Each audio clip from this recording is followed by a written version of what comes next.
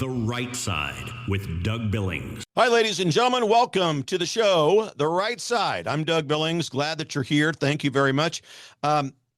Subscribe, like, share, follow.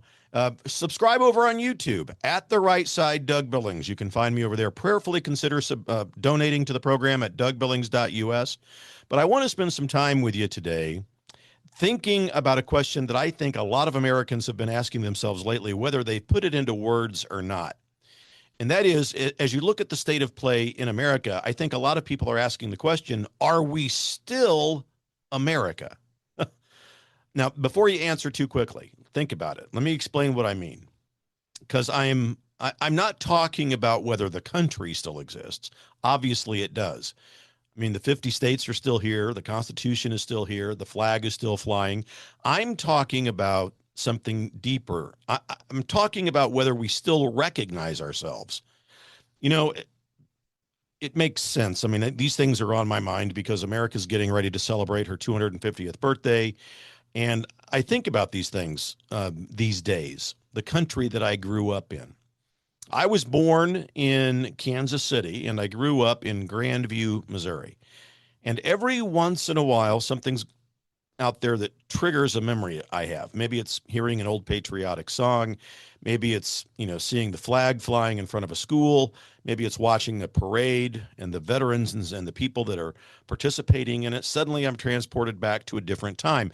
And before anybody says, well, that's Doug just being nostalgic, it's not really where I'm going with the story today. It's not what I want to talk about. Every generation has its problems.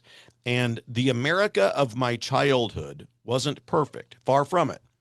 But there were certain things that people understood. I mean, I remember walking into classrooms and seeing the American flag, literally. Nobody debated that. Nobody treated it as controversial.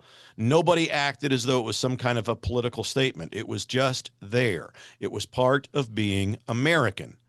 And what's interesting is that nobody felt oppressed by it. Nobody felt threatened by it.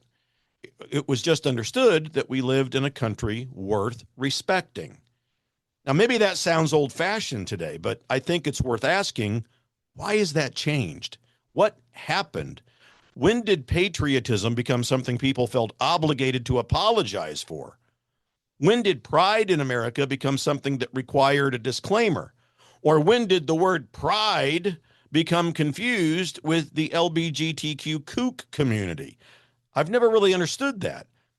And you know what's interesting? My generation grew up during the Cold War. We understood that there were places in the world where people didn't enjoy the freedoms that we had. We understood that there were countries where citizens it would be arrested if they criticized the government.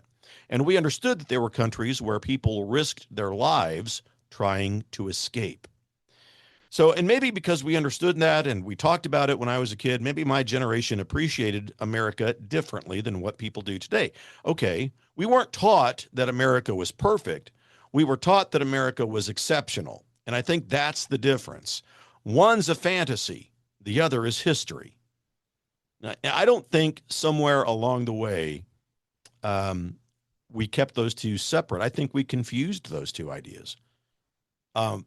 Today, I'll put it to you. If somebody says, America's exceptional, some people out there would immediately respond by listing every single mistake America has ever made, as though those two ideas can't exist together, as though a country can't be exceptional and imperfect at the same time.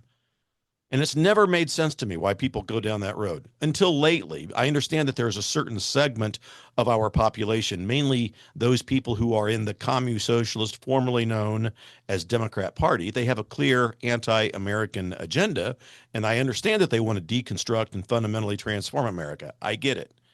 But for me, I think about Abraham Lincoln sometimes. Can you imagine, being alive during the Civil War? I mean, not reading about it in a history book, living through it, half of the country at war with the other half, hundreds of thousands dead, families divided, entire cities destroyed right here in the homeland. If there was ever a moment where people could have looked around and said, well, America's finished, we're done, we're over, that would have been it. but the country survived. And it didn't survive because there weren't problems, because enough Americans still believed in the underlying idea that America is exceptional. That's why it survived. That's why I keep coming back to the idea. I think one of the reasons people struggle to answer the question, are we still America? It's because we've forgotten that America is much more than geography.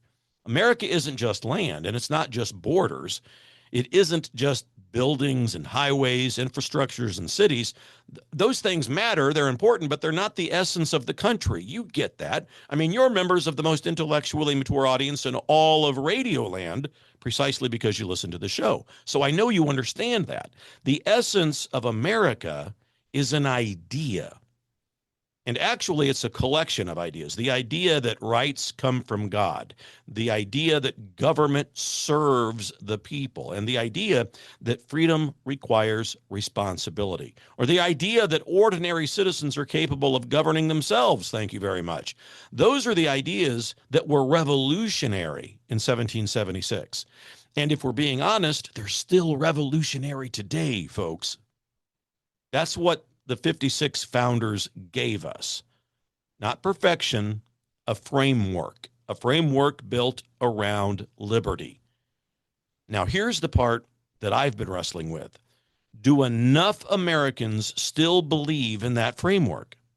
I think that's the real question. Not whether America still exists, whether Americans still believe in America. Because if people stop believing in the principles that created a nation, eventually the institutions built on those principles are going to begin to weaken. You don't lose a country all at once. You lose it gradually. First, you stop teaching the story. Then you stop understanding the story. Then you stop believing the story. And eventually, you forget why the country existed in the first place. That's the danger. Not invasion, not conquest, amnesia, national amnesia, forgetting who we are, forgetting what we inherited.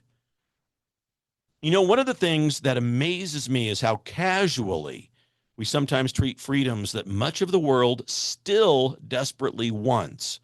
Freedom of speech, freedom of religion, the right to vote, the right to own property, the right to criticize government officials. Those aren't normal throughout human history, folks. They're rare, incredibly, extraordinarily rare. The fact that we've grown accustomed to them is actually evidence of how successful America has been. But sometimes I wonder if familiarity has made us less grateful. Maybe it's that part of us that we're not experiencing enough of. Maybe Americans are beginning to rediscover gratitude. Maybe that's it. And I think about the parents who are showing up at school board meetings. I think about people becoming more engaged in their local government. And I think about the growing interest in faith in this country and the explosion of conversion to Catholicism, for example. I think about the communities trying to rebuild civic life. Those aren't signs of decline. Those are signs of renewal. Now, maybe it's messy renewal sometimes. That's okay, but it's renewal nonetheless.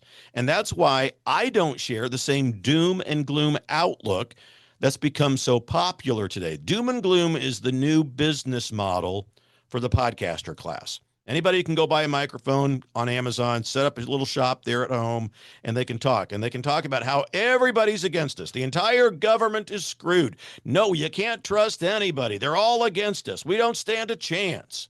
That's the new business model because apparently the algorithm loves that and they get more clicks. Look, America has problems. Of course she does. She always has. But every generation has looked at the challenges and they've wondered if the republic would survive. Every generation, somehow American always does survive. And it's not because Americans are lucky. It's because Americans eventually remember who they are. That's the story of this country. Correction and renewal and recovery over and over again. And that brings me back to the original question. Are we still America? And you know what? I think we are. I really do. Not because everything's going well and perfect, not because we're solving all of our problems, and not because everybody agrees on every topic. We are still America because millions of ordinary Americans still believe that freedom matters. They still believe that faith in God matters, and they still believe family matters. They still believe that children should be protected. They still believe that citizenship carries responsibilities, and they still believe that this country is worth preserving. And as long as those beliefs remain alive in the hearts of ordinary Americans, the American experiment remains alive as well. Maybe that's what America's 250th birthday should really be about, folks. Not just celebrating the past, but recommitting ourselves to the future, remembering that we inherited something extraordinary, and deciding that future generations deserve to inherit it as well.